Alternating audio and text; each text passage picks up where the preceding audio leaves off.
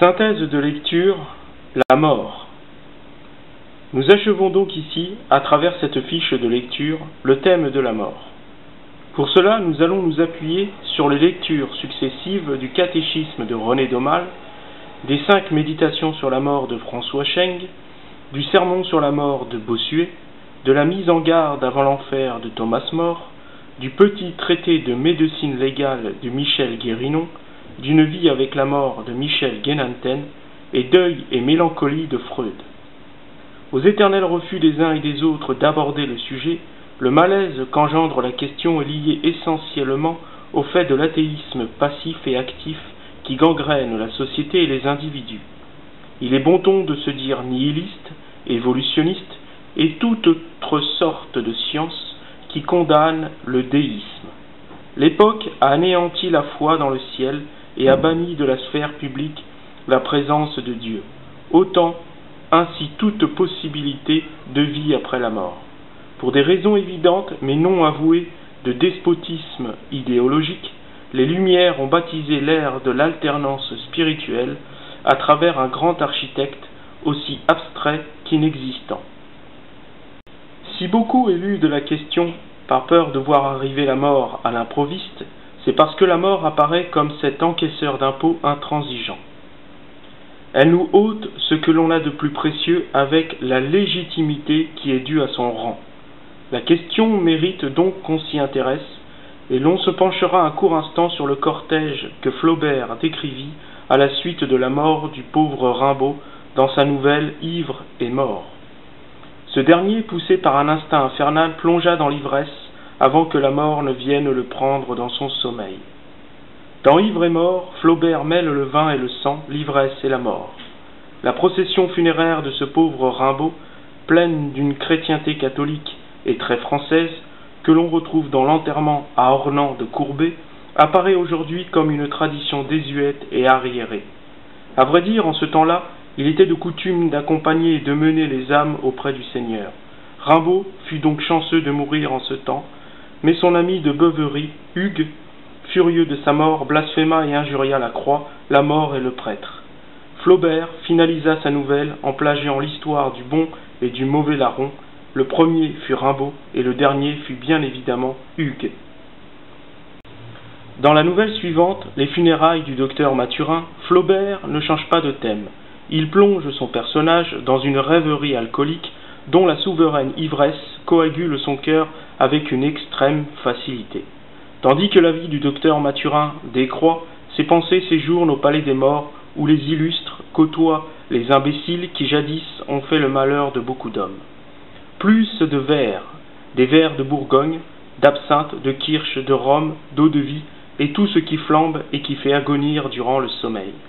L'ivresse démoniaque conduira le docteur Mathurin dans la tombe, ou plus précisément à même la terre, près d'un arbre, avec les feuilles mortes. La mort, selon Flaubert, hormis la peste qui frappa Florence et qui, dans cette histoire-là, fit de la mort un châtiment céleste, est pareille à ce triomphe de Silène qui affaisse de son poids un pauvre âne que la vie a ordonné de porter. Pour René Daumal, la mort doit être expérimentée. Dans son catéchisme, il joue avec elle et traverse sa frontière à l'aide d'un puissant composé chimique. L'auteur de la grande beuverie joue les Baudelaire et se prend pour le docteur Mathurin. L'angoisse du néant venant, du plus rien du tout, l'entraîne alors éveillé dans l'état de sommeil. Si pour Flaubert l'ivresse comateuse est un moyen de parvenir à mourir sans le savoir, pour Daumal, le tétrachlorure de carbone est un moyen d'y entrer consciemment sans toutefois y demeurer. Il fut alors convaincu de cet autre monde, de cette autre chose, de la supériorité du second état sur le premier. Cette conscientisation de cet au-delà, dans la réalité immédiate, lui occasionna une pensée supérieure comparable à une révélation. Cette dérivation expérimentale était devenue une asymptote qui tendait vers une autre existence, que les grands mystiques ont perçue par des grâces spéciales.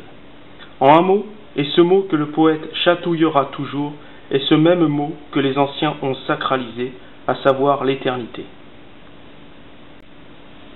Pour François Cheng, nous ne pouvons nous accommoder de l'idée du néant absolu. La frousse de René Daumal est évidemment légitime, puisque son paternel, athée, anticlérical et socialiste, lui a enseigné qu'il n'y a rien à espérer au-delà de la mort.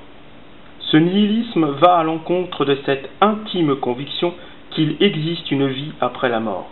François Cheng légitime cette intuition dès le début de ses méditations sur la mort.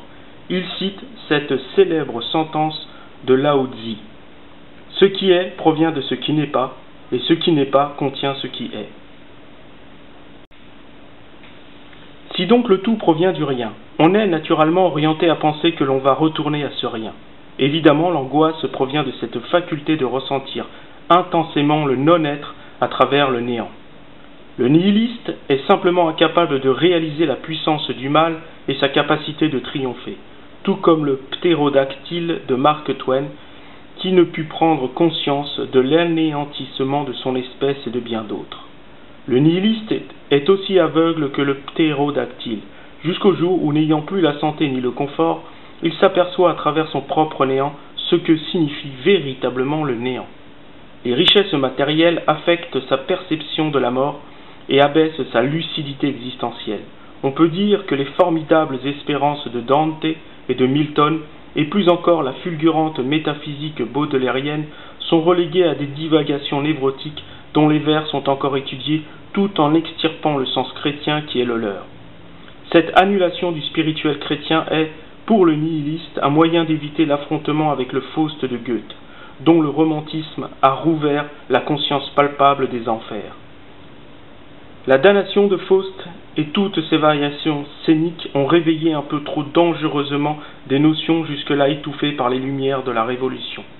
Le Méphistophélès élégant et charmant qui se présente à Faust est certes une agréable image du démon, mais cette vision romantique a la perversité du double langage auquel correspondra à la fin des temps la figure de l'Antéchrist.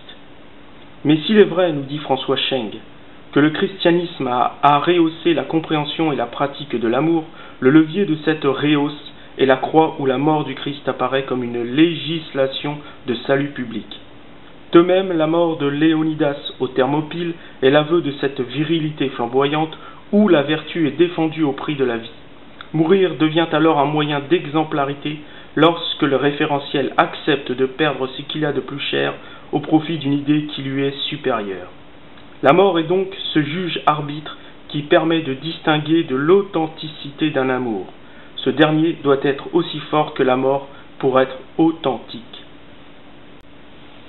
L'idée donc de la mort nous fait saisir la présence de l'âme, laquelle s'émeut de se voir réalisée par l'esprit à travers la conscience. Cette résonance concentre et renouvelle la vitalité spirituelle et l'être est alors aspiré dans le divin avec un souffle quasi surnaturel. Cette béatitude révèle un ordre supérieur aux caractéristiques incomparables. Les notions de tendresse, de consolation, de don et de beauté surpassent tout ce que nous connaissons ici, bas.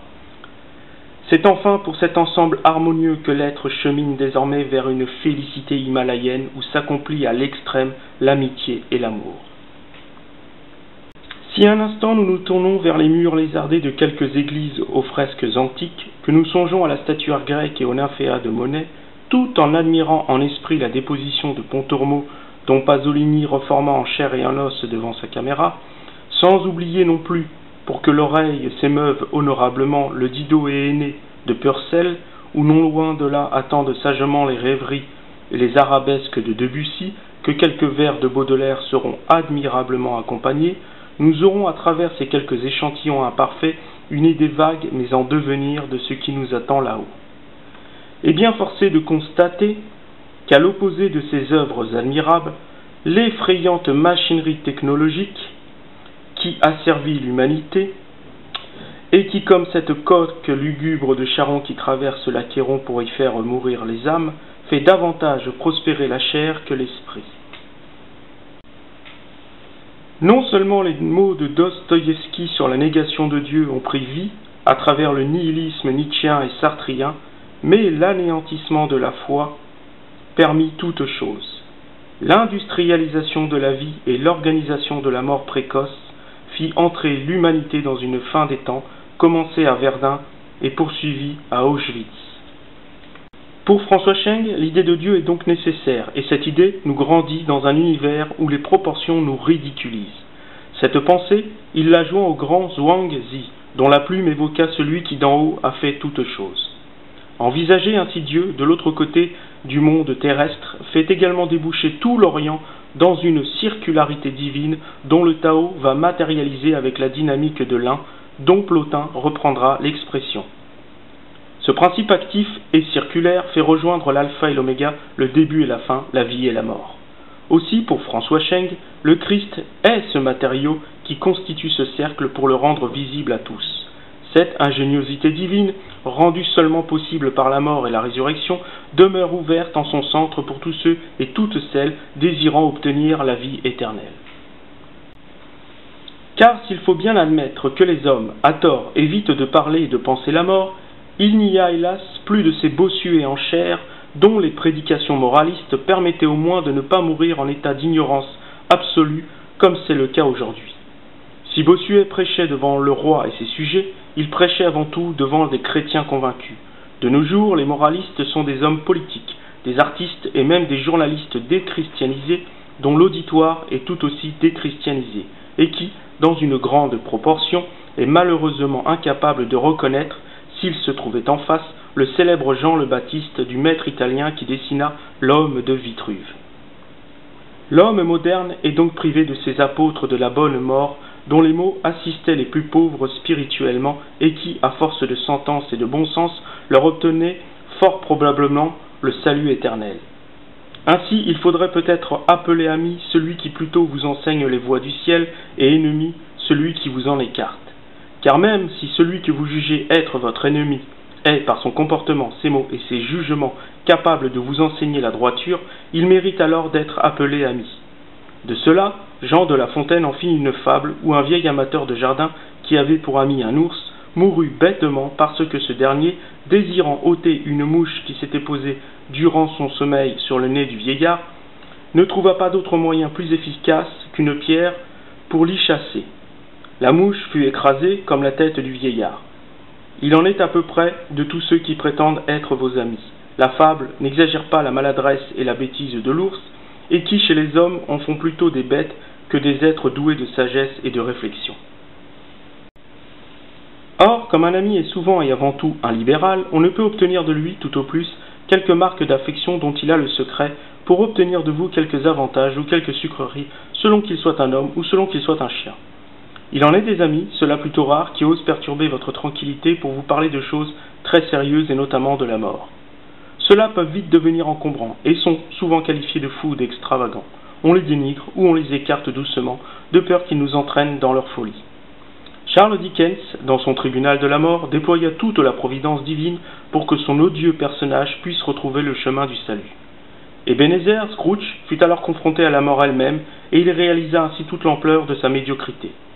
Ce conte a bien le mérite de nous prévenir et de nous projeter, par identification, dans la situation d'Ebenezer Scrooge, et non pas dans celle de son pauvre employé, Bob Cratchit. Car il ne faudrait pas penser, pour le bien de notre âme, croire que nous sommes plus vertueux qu'Ebenezer Scrooge. Le conte nous confronte ainsi à notre responsabilité vis-à-vis des autres, et nous culpabilise de ne pas s'y conformer. De même, Bossuet, avec une sentence bien inspirée, nous prévient de cet état tendancieux qui nous fait croire que nous sommes bons, sous prétexte que notre situation présente est satisfaisante. La maladie est un mal, mais qu'elle sera un grand bien si vous la sanctifiez par la patience. La santé est un bien, mais qu'elle deviendra un mal dangereux en favorisant la débauche. Ces mots s'appliquent bien à tous ceux qui, comme le personnage de Dickens, ne mettent pas à profit le temps qui leur est imparti. C'est pourquoi les sentiments qu'inspire la mort devraient être pris au sérieux, de sorte que nous soyons tranquillement dans l'attente de celle-ci et non pas surpris brutalement comme le ferait le cacardement bruyant des oies lorsqu'elles perçoivent un danger imminent. Pour cela, Bossuet nous prévient qu'il est nécessaire d'avoir une volonté bien réglée.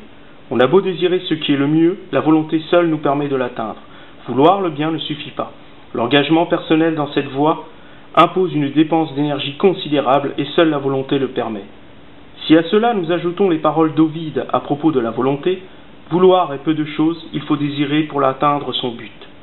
C'est donc une marque de lâcheté quand le mal est mis en œuvre et que l'on n'y oppose aucun bien pour l'y contrer.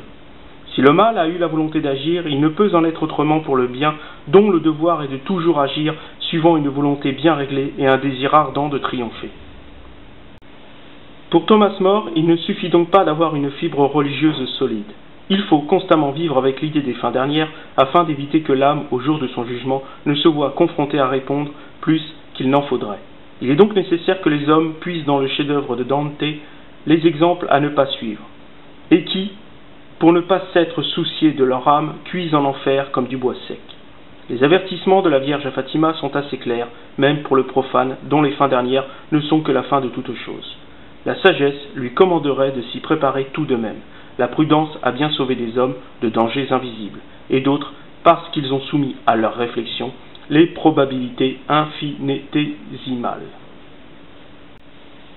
Thomas More nous avertit donc de nous soucier davantage de la félicité que des plaisirs inférieurs, car, dit-il, ils nous font rien désirer de meilleur, et nous font nous comporter comme la truie dans la fange, qui jamais ne désire la quitter pour de verts pâturages. Il est donc nécessaire de ne pas trop se sentir en bonne santé morale pour que nous puissions percevoir de nous-mêmes toutes les constantes négatives qui nous polluent. Lorsque les sensations corporelles et les perceptions sensuelles dominent outrageusement la raison et la foi, l'être est alors sous la domination du péché. Il fait alors surgir de lui ce que l'homme a de plus commun avec la bête. Le lycanthrope est ce référentiel zoomorphique.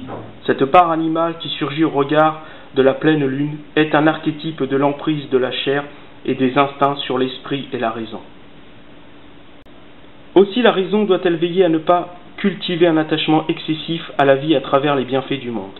Le diable use des moyens les plus subtils pour nous écarter du désir de Dieu, tout en suscitant l'horreur d'aller l'y rejoindre au jour de la mort.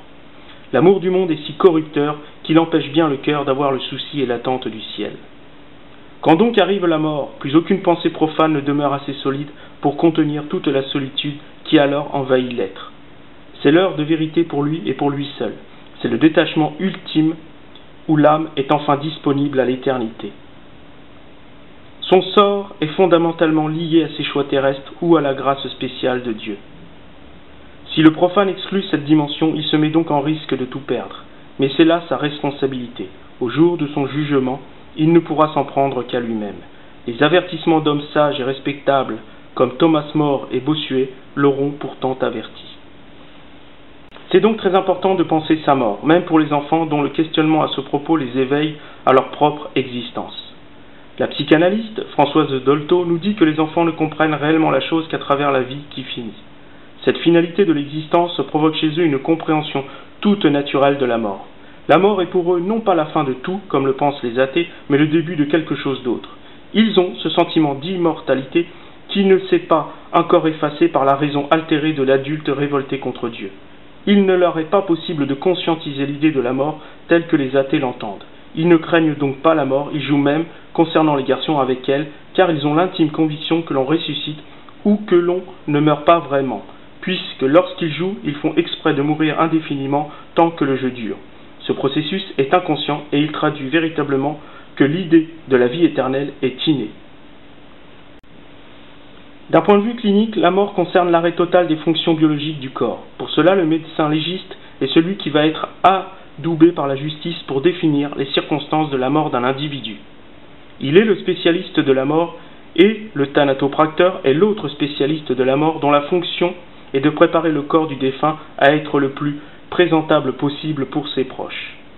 Si la médecine légale autopsie les corps afin de définir les causes de la mort, le thanatopracteur cosmétise les corps afin d'atténuer au mieux les traces de la mort.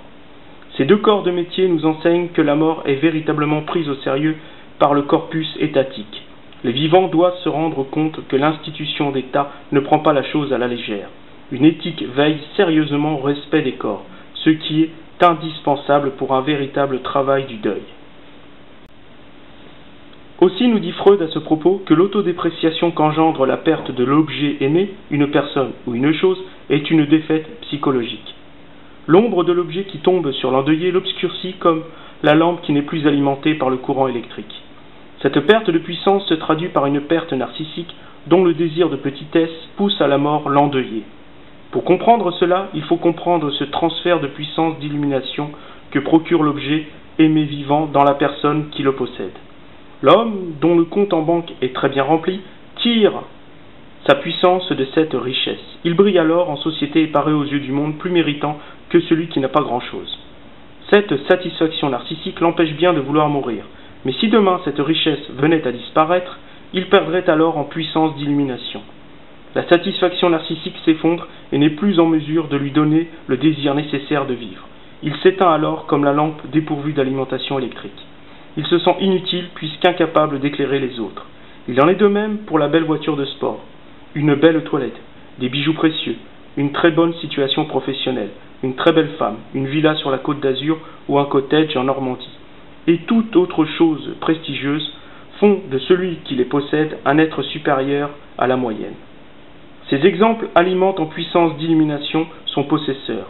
Dans ces circonstances, leur perte définitive provoque un délire de petitesse et d'effondrement moral qui pousse l'endeuillé dans une situation psychologique en proportion de l'attachement à cet objet aimé perdu, proche du néant. C'est pourquoi la difficulté de mourir est plus grande pour celui qui possède beaucoup que pour celui qui possède peu. En proportion de cette possession existe cette proportion d'attachement au monde qui, indéniablement, fait rejeter la mort, car celle-ci lui ôte toute cette puissance d'illumination qui lui offre ses possessions. La mort le laisse aussi nu que le plus pauvre. Et cela, il ne peut l'accepter. Il s'est toujours battu pour ne pas être pauvre. Le pauvre a appris à se détacher des puissances d'illumination qu'offraient les biens de ce monde, à l'image du personnage de Melville, Joyeux Musk, qui n'avait de bien qu'un coq de Shanghai, dont la présence et le cri offraient à son cœur toute la gloire de Dieu. Quand le Christ dit que les premiers seront les derniers et les derniers seront les premiers, il parle de cette nécessité de se détacher des biens du monde, car ceci n'offre à l'homme qu'une vaine et illusoire puissance dont le piège est aussi mortel qu'une goutte de miel pour une mouche.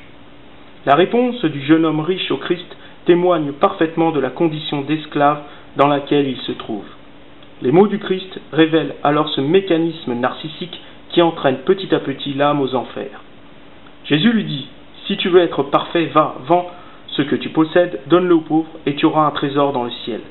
Puis viens et suis-moi. » Après avoir entendu ces paroles, le jeune homme s'en alla tout triste, car il avait de grands biens.